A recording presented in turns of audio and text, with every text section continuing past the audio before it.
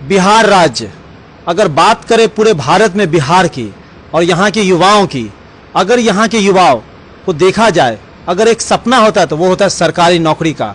चाहे वो सरकारी नौकरी पाने के लिए भारत के इस छोर से उस छोर तक जाना हो और उस मंजिल तक को हासिल करना हो, मोमबत्ती हो, लालटेन हो या रस्तों की लाइट हो, वहाँ पर बैठ करके अपनी तालीम को मुकम्मल करके अपनी मंजिल तक अगर कोई पहुँचता है तो बिहार के युवाओं का जो राज है, चाहे वो केंद्र सरकार की जॉब या विभिन्न राज्यों की सरकारों की जॉब में हो, तो बिहार के युवा सबसे ऊपर होते। हम आपको बता दें, इस वक्त मौजूद है हम बिहार के 64वें बीपीएससी के एग्जाम में 22वां रैंक मोहम्मद आदिल बिलाल साहब ने हासिल किया है। मैं उनके घर पे मौजूद हूं, उनसे बात करेंगे। लेकिन आपको सबसे बड़ी चौंकाने की बात बताऊंगी, मैं उस शख्स के घर पे मौजूद हूं जो ललित नारायण विश्वविद्यालय के सीनेट मेंबर है और साथ में सीनियर एसोसिएट प्रोफेसर है इंग्लिश में। माशाअल्लाह। जहां तक बिलाल साहब आपने बात की पुलिस की, अगर बात करें पुलिस में कोई जल्दी जाना नहीं चाहता क्योंकि सब उसको दूसरे निगाह से देखता। और भी तो थे, सिटिंग भी जॉब था, उसमें कई विभागीय जॉब था, उसको ना चुन के पुलिसिया जॉब।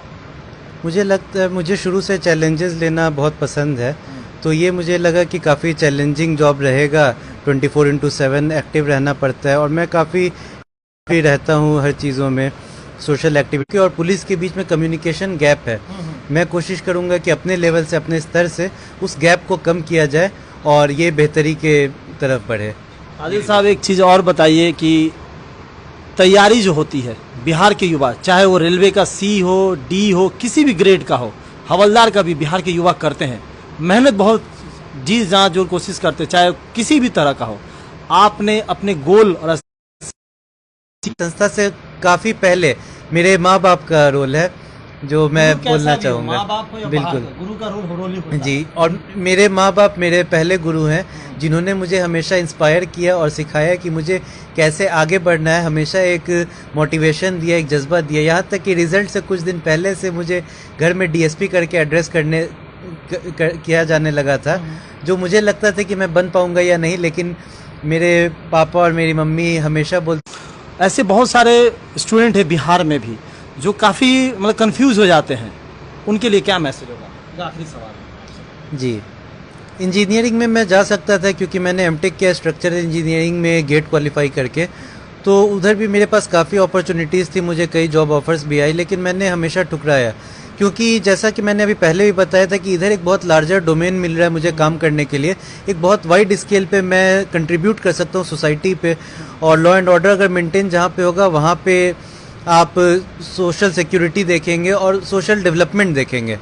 तो इन सब के लिए अगर मैं पुलिस सर्विस ज्वाइन करता हूँ तो मैं ज़्यादा बेहतर काम कर पाऊँगा। तो मुझे एक बहुत बड़ा प्लेटफॉर्म मिला है यहाँ पे, और मैं चाहता हूँ कि लोग भी ऐसे बड़े प्लेटफॉर्म को यूज़ करें, और इसीलिए यहाँ बिहार के छात्र ऐसे प्लेटफॉर्म को खोजते हैं और जाना चाहते हैं। बहुत बहुत शुक्रिया। ये था आदिल बिलाल साहब। अब हम बात करेंगे इनके फादर से। जैसे मैंने कहा सर, जिस तरीके से आपके बच्चे ने कहा कि आप पहले गुरु थे, तो पहले गुरु का जो शिक्षा आपने दिया था, क्या दिया था? मैं एक फादर के नाते हमेशा मैंने ये शिक्षा दिया कि अपने देश से मोहब्बत करो, और जब तुम्हारे अंदर देश से सच्चा प्यार होगा तो तुम कंस्ट्रक्टिव और क्रिएटिव वर्क्स करोगे, ज़िंदगी में आगे बढ़ोगे। इसलिए देश से मोहब्बत करो, इंसानियत अपने अंदर रखो और हमेशा इंसान की खिदमत करना सीखो।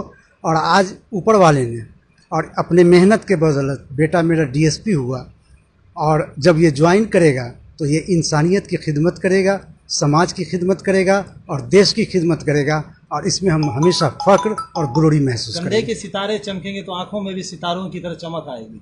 बेशक बेशक बेशक। अच्छा सर, आपने अपने बच्चे को भी शिक्षा दी। आप ललित नारायण विश्वविद्यालय में इंग्लिश के प्रोफेसर थे, सेनेट मेंबर भी थे, तो उन बच्चों में इस बच्चे में कोई फ़र्क कभी किया आपने? नहीं, बिल्कुल नहीं। मैं बहुत ईमानदार टीचर हूँ, और हकीकत यह है कि मैं कभी ट्यूशन वगैरह नहीं पढ़ाता, और मैं क्लास में हर वो चीज़ जो मेरे अंदर है, चाहे टेक्नोलॉजी ओरिएंटेड क्लास हो, चाहे प्रोजेक्टर का इस्तेमाल हो, मैं बिल्कुल मॉडर्न अप्रोच रखता हूँ, और बच्चों के नीड्स को मैं पूरा करता हूँ। बच्चों के एस्पिरेशंस क्या है मैं अपने टीचिंग के ज़रिए पूरा करता हूँ, और मुझे फ़ख्र है, अपने ऊपर फ़ख्र है और अपने मेहनत पे फ़ख्र है कि ऊपर वाले ने जो मुझे एक टीचिंग एक बेहतर प्रोफेशन दिया, नोबल प्रोफेशन दिया, मैक्सिमम बच्चे क्लास के बाद मेरा पाँव छू करके जाते हैं।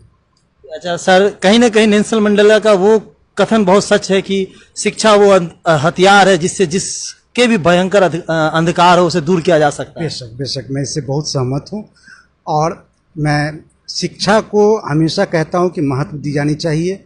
और जो भी समाज आगे बढ़ता है, बैकवर्डनेस से आगे बढ़ता है फॉरवर्डनेस की तरफ या डार्कनेस से लाइट की तरफ बढ़ता है, उसके पीछे शिक्षा का बहुत ज़बरदस्त योगदान होता है।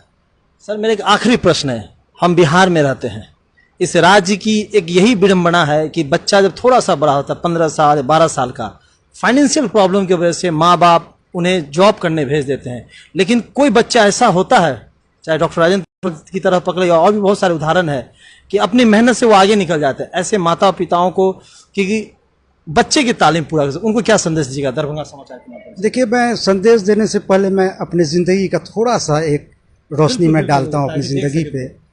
मैं जब 4 साल का था तो मेरे फादर का डेथ हो गया, मैं यतीम हो गया।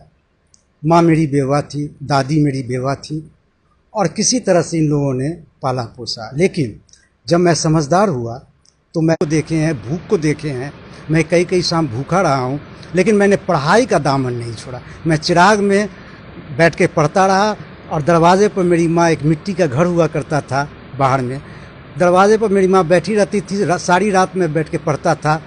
तो मैं उस माँ को सलाम करता हूँ, दिल से सलाम करता हूँ, जिनकी दुआ से मैं आज, और ऊपर वाले की मेहरबानी है कि मैं हर चीज़ मेरे पास है। मैं बहुत संतुष्ट हूँ अपनी ज़िंदगी से, मैं बहुत संतुष्ट हूँ अपने बच्चों के कामयाबियों से। मेरी 3 बच्ची डॉक्टर है, 2 बेटा है, एक बेटा यूपीएससी की तैयारी कर रहा है, ये बेटा बीपीएससी क्वालिफाई किया, एक बेटी डेंटल सर्जन है छोटी वाली।